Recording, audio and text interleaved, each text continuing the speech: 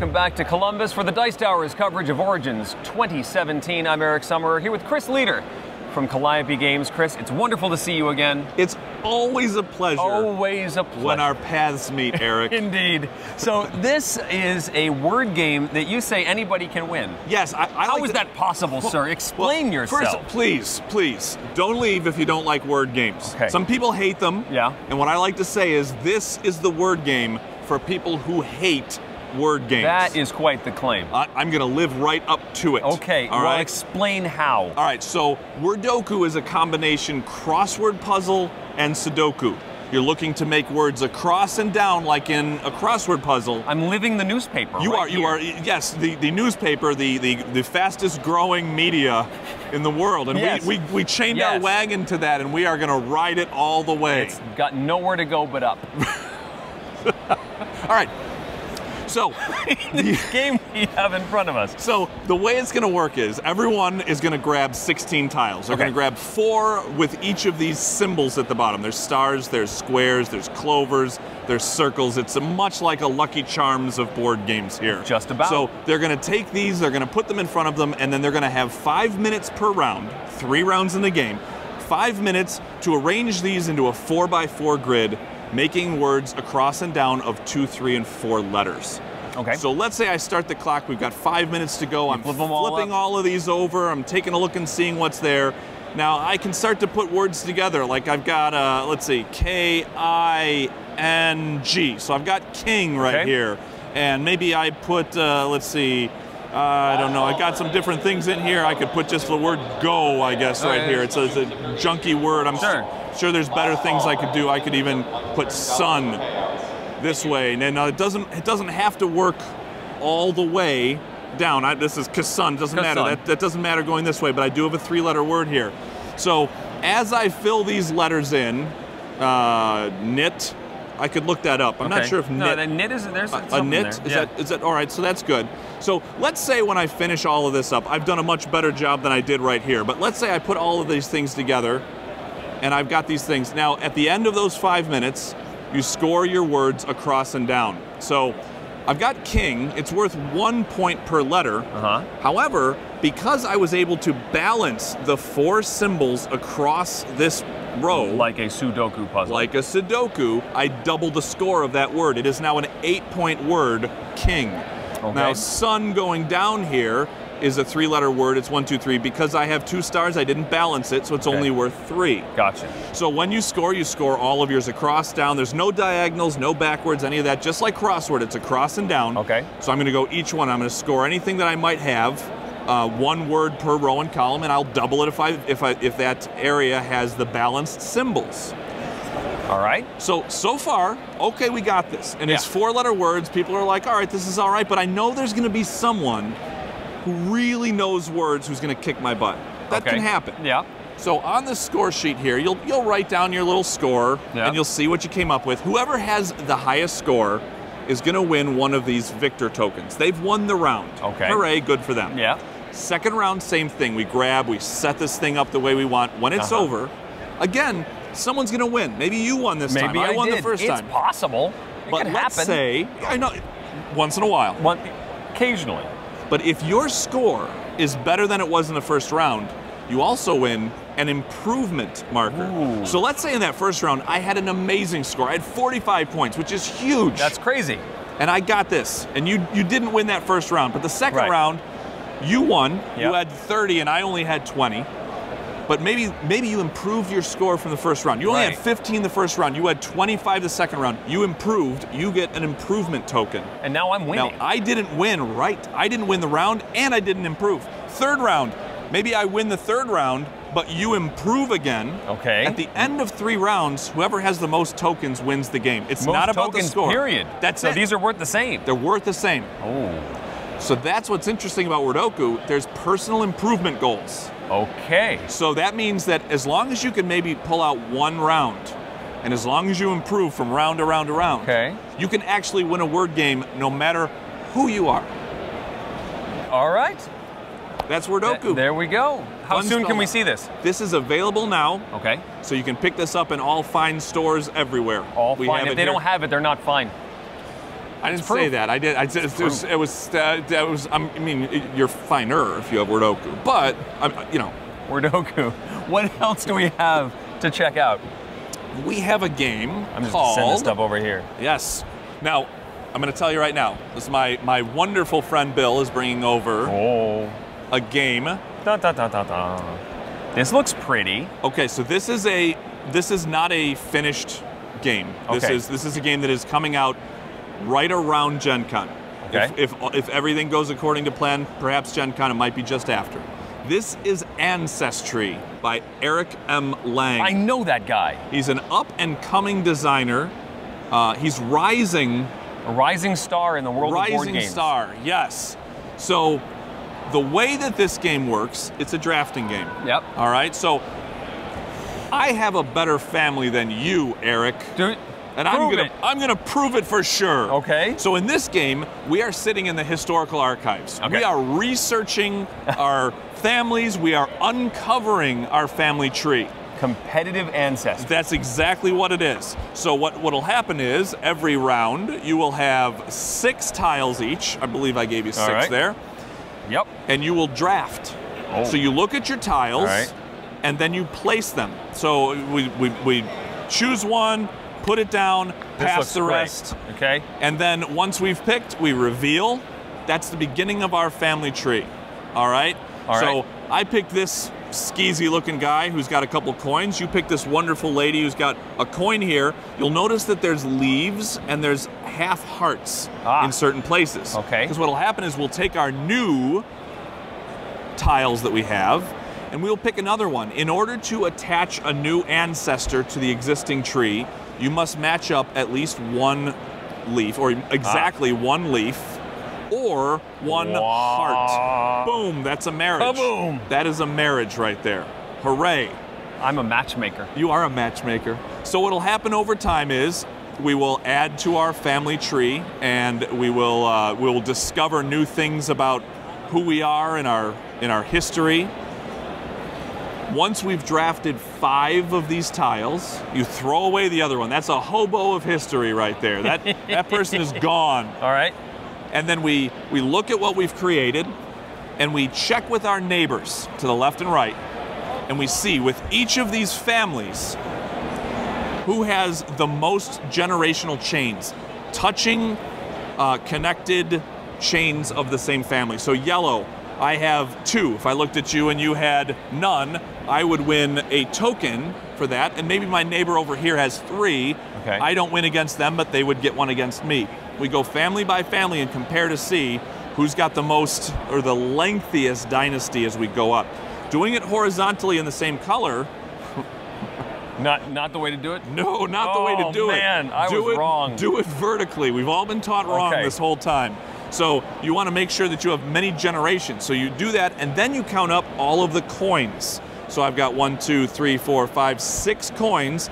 I would take those from the bank and I would add that to my treasury. Okay. You would count up yours and add yours to yours as well. We would then draft a second round. In the second round, instead of passing clockwise, we pass counterclockwise. You keep adding on to your same family tree. All right. You keep adding more coins and things. So at the end of the round, you're going to compare again. You're going to add now, for the second round, you're going to add the 2s, because at the end, these chips are each worth the number shown on the chip itself. So as you go further, it becomes more valuable to build those dynasties. And again, you'll collect coins, including the ones you already got. You just keep adding on to it. Okay. You do that for 3 rounds. Again, in the 3rd round, these will now be worth 3 instead of 1 or 2, and it's worth a lot more. You'll count coins again, and then finally you get a marriage bonus. At the bottom here we have the hearts with numbers. Yep. Depending on how many marriages you have, you'll get a bonus with that. Okay. You convert all of your chips into coins, and you add up all of that, and you see who has the greatest lineage of all time and gets those bragging rights. Can you only build up from the bottom of a tree, or can you discover past ancestors? You're revealing as you go, so you can go any which way. Wait, I had an earlier generation. You're like, I just discovered. I now have the oldest family. I'm an Aztec, for crying out loud. Who knew? So you can add up, down, left, right, as long as you can connect a leaf or a heart. And it can be, like in this case, I connected this leaf. This one doesn't have a connection, but as long as I have one valid connection, that's okay. Okay. I was just going to say, I knew that these guys were here the whole time, so I did not have an incomplete tree. See, and then you would, well, I had no purple anyway, so you beat me for sure on that one. So this is still, as you said, a pre-production copy. We don't have a box yet. When will we see Ancestry? Ancestry will be out this fall everywhere. And this, so designed by Eric Lang. The art was done, the sketchings were done by Larry Elmore, very famous in the world of fantasy. Yeah, so he did all of these wonderful, goofy people on here. And then a great artist of a friend of ours named Heidi Zimmerman did all of the coloring, and she brought these wonderful sketches to life. So this game will be out shortly after Gen Con this fall for sure everywhere. Right. Okay, what else we got? All right, so we'll pack up the family tree. Goodbye, family. Now we'll take a walk away from the historical archives, and we will move over to triangular tokens. Welcome to the Old West. Oh.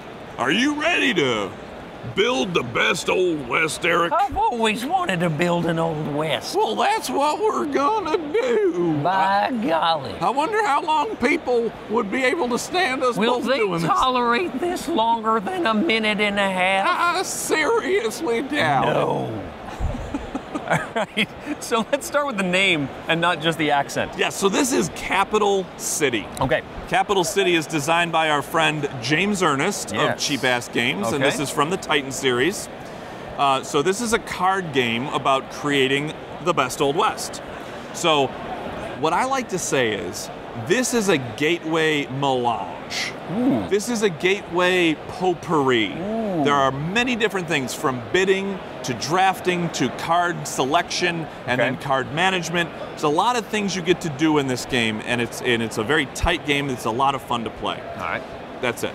Okay. No. That's it. Oh. Let me actually show you how it works. Okay, so the first thing we're going to do every round, so there's priority. So depending on the number of players, you'll go up to the number of players. Let's say we're playing with a full 6. Okay. Everyone starts with some coins. The first thing you do is you bid for priority. So if you want to be the last player in the round for the first couple steps, you can take that. Otherwise, you can throw a coin on it, pat it to the next player. If they want to take it with the coin, they can. Or they can say, nope, I'm not going to do that. And then you go to the next player, and someone eventually will take this, and then you continue on with the bidding until all of the bidding cards have been assigned. All right, now you got priority cards. Correct. So starting with priority 1, the next thing that's going to happen is there's a train of cards. Now you'll notice they have different color backs. There are multiple families in this game. Oh boy. The families are all represented by a color as well as an animal type, because all of the creatures that are in here are different animals in the Old West. You didn't say there were anthropomorphic animals in this game. Anthropomorphic animals. Okay. Are you scared? No, I'm excited. I'm Excited. intrigued. Okay, intrigued. Okay. So the train will show you what families are on their way, but not the exact characters. So now you've bid for priority. Starting with 1, you draft off the train. So I take a look and I say, I think I want this person, but you keep it secret. Okay. Pass that along. Everybody gets a card. The last person, just like in the other games we might have talked about, there's a hobo who gets thrown away after you draft the last one. There's a lot of hobos in Calliope Games. I don't know why. So maybe it's a new theming. Maybe it is. Tagline. You know, it's our through. Every game has a hobo. Our through line is hobos. All right. So once everyone's gotten a family member, there will be building cards. This is the main street. Okay. And all of these building cards have a deed cost.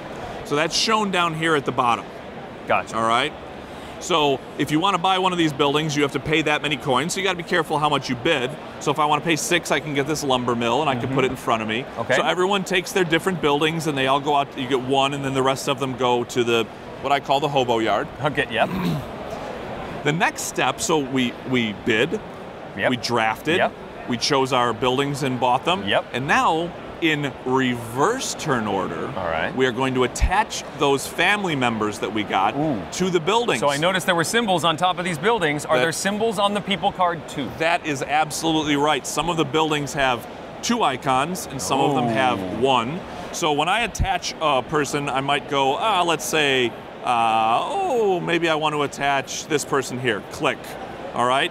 So I've attached a gear to a gear, but this is not a fully staffed building, so nothing's going to happen. All right. All right?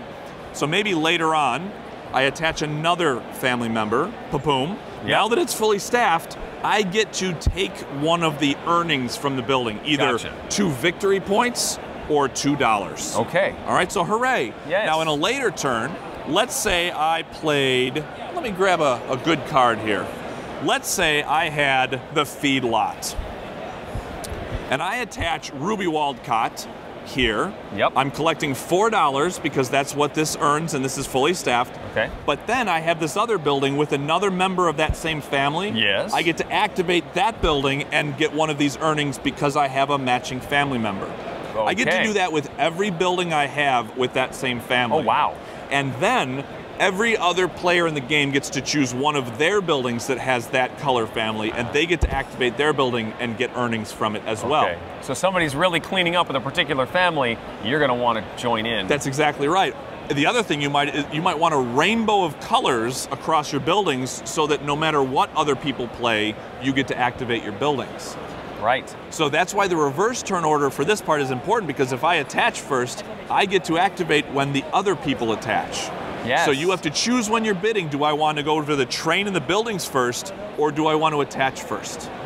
So once you've done all that, you've earned the things you want, you flip to a new season. There's 4 seasons, okay. and once the winter is over, the game is over. So you have four rounds okay. to build an engine, get it humming. Wow. Whoever has the most victory points at the end is the winner. Okay. And becomes the mayor of Capital City. Capital City. All right. When do we see this one? This one, along with all of our 2017 Titan games, should be available just after Gen Con. We should have production copies of these at Gen Con to demonstrate. So stop on by our booth at Gen Con. We can show these things off, but then they'll be for sale shortly after Gen Con. All righty. Okay. Is that that's our array?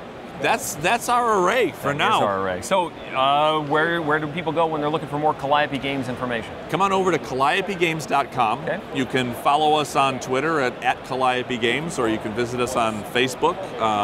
You can go to Netscape. You can go to Friendster. Oh. MySpace. We have a really bright page with a lot of animations. Good. Music begins playing right away. Neon backgrounds. Neon backgrounds. Animated GIFs. Oh yes, or GIFs if you're so inclined. I like GIFs. Anyway. GIFs. We're gonna fight if we start talking about GIFs and GIFs. Chris, thank you so much for spending some time with us. Always a pleasure. Always a pleasure. Thank you for watching. Hey guys, I'm Mark and I'm back here with Chris. How are you doing, man? I am fantastic. How are you, Mark? I'm good. So we have a few questions for you. Mm-hmm. People are asking about expansions for Roll For It. And is there a solitaire variant? Expansions for Roll For It? Yes. You know, for the longest time, Paul Peterson and I have been talking about making a version of Roll For It where the cards let you manipulate dice and have fun with it that way. So I don't know. It could happen. Yeah, that would be awesome. You know what I'll just do? I'll just make up some cards, use the Game Crafter. There you go. And sell them in little baggies. Like a dime bag of Roll For It cards. Well, you know, Roll For It is one of my family's favorite games. So, I mean, whatever. That would be fantastic to have more. All right, so a lot of questions around player count and play time for all the new games. So, the city, the family tree, and the Wordoku. How do you say it? Wordoku. Wordoku, yes. So everybody wants to know about player time and player count. Okay, so Wordoku is it's actually a 1 to 6 player game. So, and that one takes 15 minutes if you play the standard version. Okay. And it takes longer if you're playing. There's an expert variant that comes in the package itself, where if you want to do 5x5 grid instead of 4x4, so instead of 5 minutes per round, it becomes 10 minutes per round, and that's for the real wordsmiths out there who really love a puzzle of a good word game. So as far as Capital City goes, Capital City is 3 to 6 players. Okay. That plays in about a half hour or so. I think we're saying 20 to 40 minutes, but it's about a half hour. Ancestry is a 2 to 6 player game. Okay. Eric has often said that he and his wife Sonia play it 2 players all the time. He invented that game so that he and his wife could sit down and play together. So that one plays in, I would say, somewhere between 15 and 30 minutes. It's a very fast drafting game. And then Shutterbug Capital City. That's the other one we're talking about. Yep. We haven't talked about Shutterbug yet. Well, we'll talk about that in a minute. All right. So Capital City is 3 to 5, 3 to 6. Okay. 3 to 6. Three to No, six? it's 3 to 6. 3 to 6. Yeah, that one's about a half hour. Did we say that? I can't remember. My brain is mush. All right. But we also have Shutterbug coming by Mike Elliott. That one I wasn't able to show on the show only because the art is like still wet. It's coming in. We're locking it down. But it's fantastic, and that one is 2 to 6 players, and that one takes about 30 to 40 minutes to play. So all of these, remember, Calliope Games, it's all about a bigger player count and being able to learn the game fast and play the game fast. Exactly. So these fit into that same thing. There's no 90 to 120 minute games here.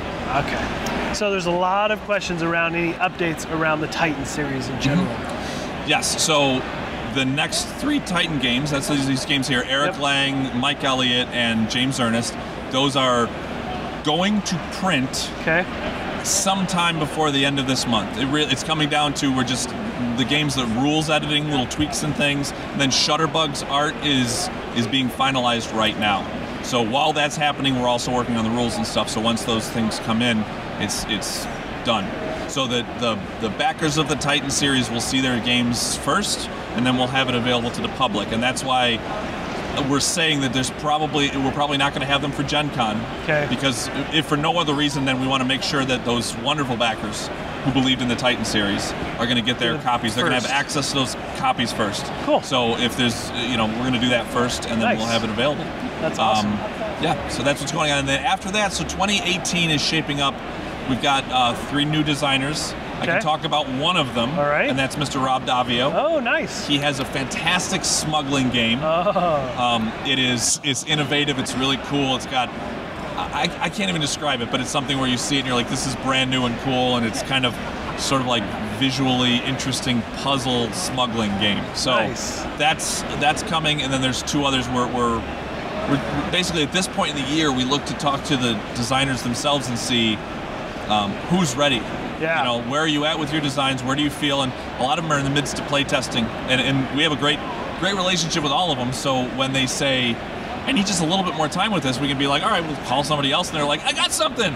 So it's a great time. It's a great way to work. So, yeah, that's fantastic. Yeah. Well, I think that comes to the end here. Let's see. If there's any last questions? No, I think we are good.